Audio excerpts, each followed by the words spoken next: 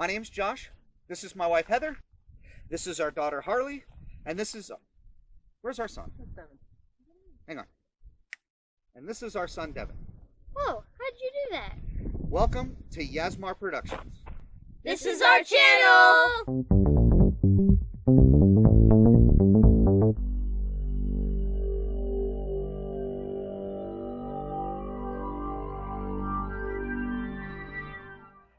Hey guys, my name's Josh, YASMAR Productions. I'm sure you're aware. I know I don't normally do videos like this, but I wanted to stick my 2 cents in on the subject of the new 2021 Ford Bronco that's coming out. I've seen a lot of guys that have watched this promotional video from Ford that has a strong sales pitch against this vehicle and have said that they can't wait for it to come out, and they truly believe that this could be the vehicle that finally puts an end to the production run of the Wrangler. Now come on, let's be serious here. I wanted to stick my 2 cents in just to say we're talking about the Jeep Wrangler, an icon of the off-road world that's been around since 1941.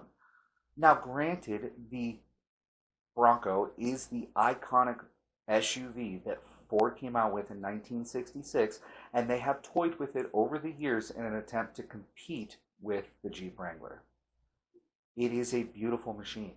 There are a lot of really nice features. I don't disagree with that. I've watched this video, I've watched your videos. I'm actually very impressed.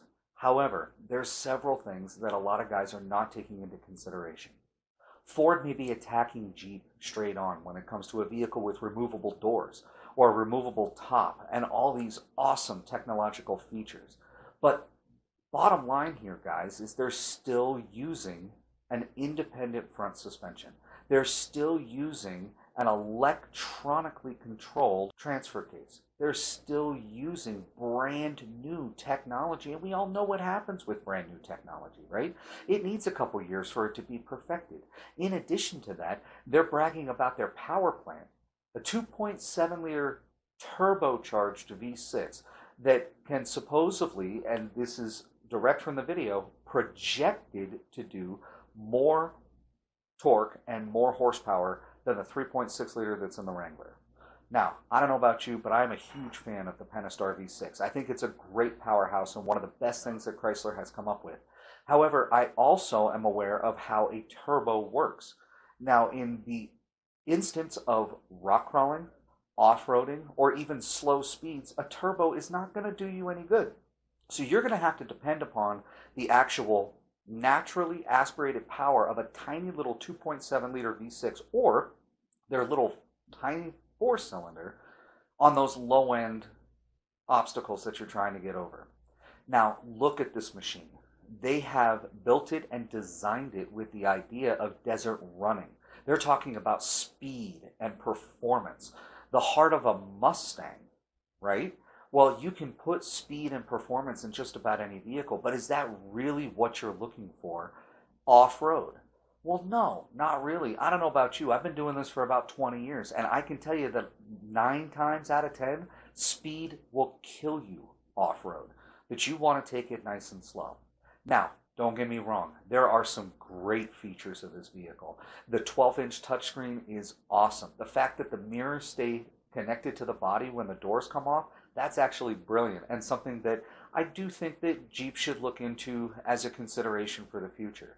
But we're talking an independent front suspension, an electronically controlled transfer case, and a brand new, never before used 10-speed automatic transmission.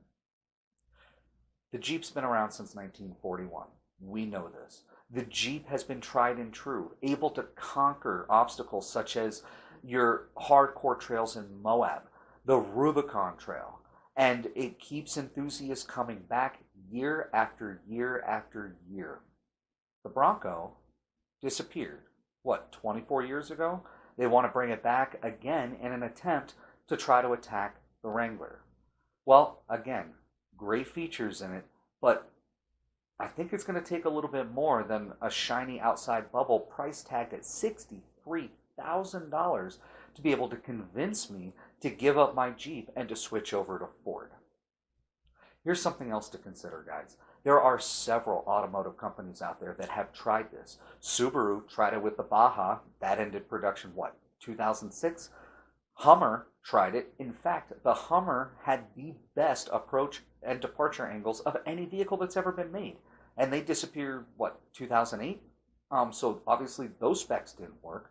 And then Nissan tried it with the Xterra. They're like, let's go after the Wrangler. Let's go after an SUV that can do overlanding. And where's the Xterra?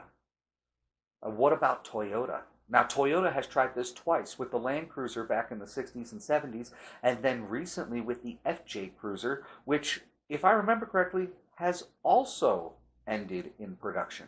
But what vehicle has stood the test of time and has been here for almost 80 years? The Wrangler.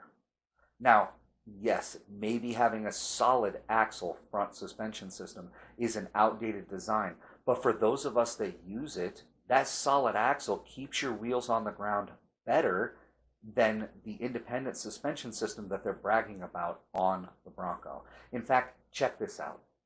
Look at how their flex is, even when they disconnect their front sway bar under load, you still don't get a whole lot of movement up there.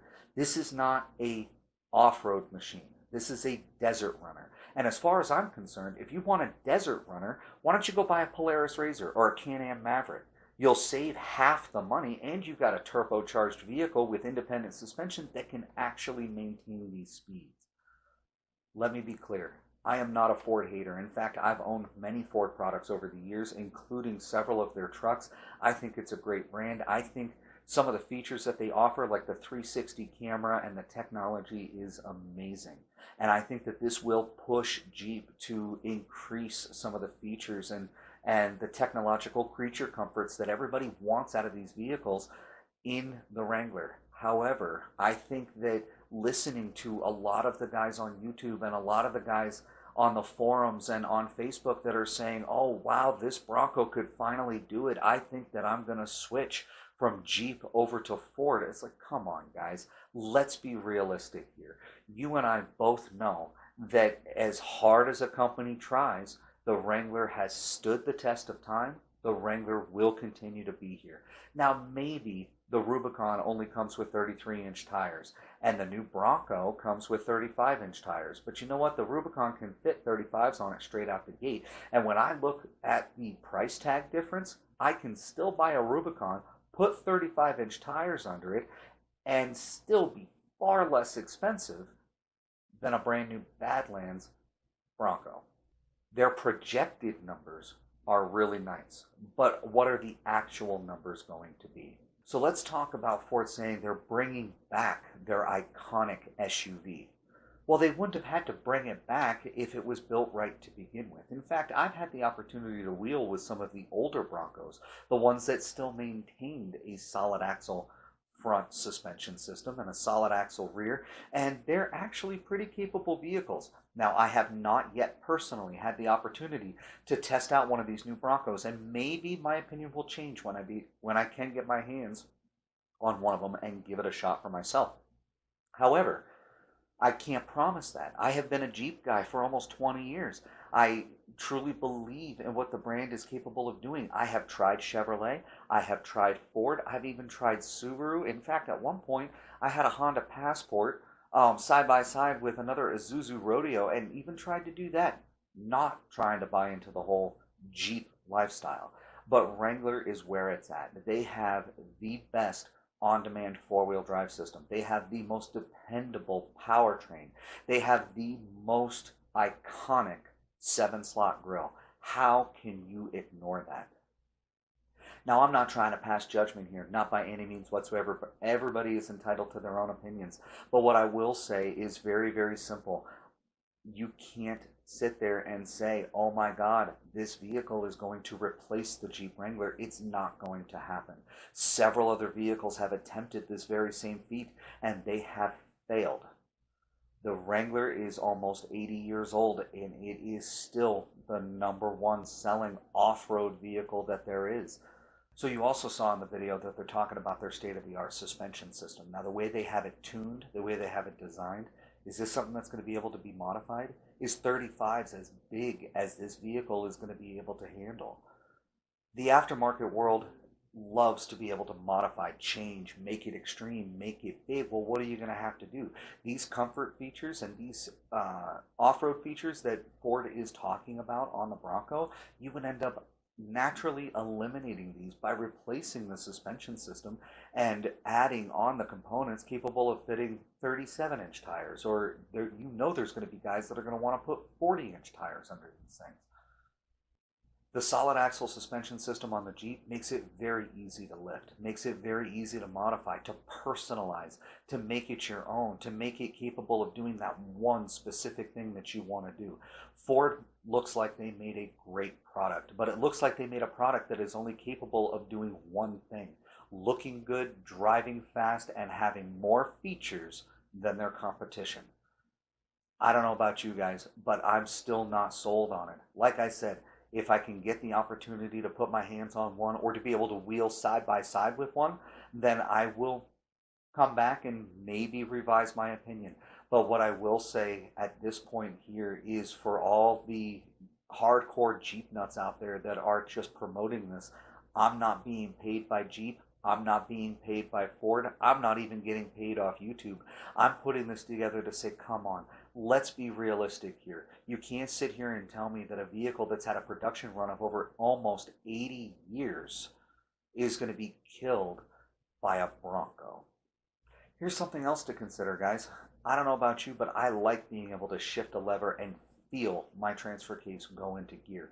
It's mechanical. I like knowing that there's only, a half a dozen moving parts on the solid axle that's underneath my Jeep, whereas on an independent front suspension system, there's a couple dozen moving parts. I like the fact that there's not so much technology wrapped up in my vehicle with cameras under the mirrors, cameras under the body, cameras in the front bumper, cameras in the rear bumper, and all of this logistical wiring and electronics that can fail and get very expensive to replace. I like the fact that if I want that, I can add it in after the fact, so I know where the wires are, I can still maintain it, and I can still enjoy it. I like the fact that Jeep hasn't changed all that much over the last 80 years. I like the fact that I can get behind the wheel of an old classic Willys and still know that I can go down the road and get away from a guy in a brand new JL. I like the fact that my JK has treated me well for the last several years that I've had it, and that more than 10 years old, this thing is still strong, still bumping, and still able to conquer just about any obstacle that I throw at it. My challenge is, let me see the Ford Bronco do that same thing in 10 years when all that technology has failed and you have to go and replace a line to a hydraulic sway bar disconnect system that ends up leaking all over the place. Think about the longevity. Think about the quality. Think about the track record that vehicle is going to bring with it. Alright guys, so check it out. I know that this is not the normal type of video that I put up here, and we'll get back to the whole wheeling thing. In fact, I have a couple of videos that are coming at you, so don't forget to subscribe and keep an eye out for those videos. But in the meantime, I want to hear what you think. In the comments down below on this video, I want you to tell me, do you think the Bronco is actually going to be the Wrangler killer? Or do you think the Wrangler that has stood the test of time is going to be able to continue to stand the test of time? We'll talk to you soon. Thank you so much for watching. Don't forget to subscribe and look out. I have a couple of really awesome videos coming your way soon.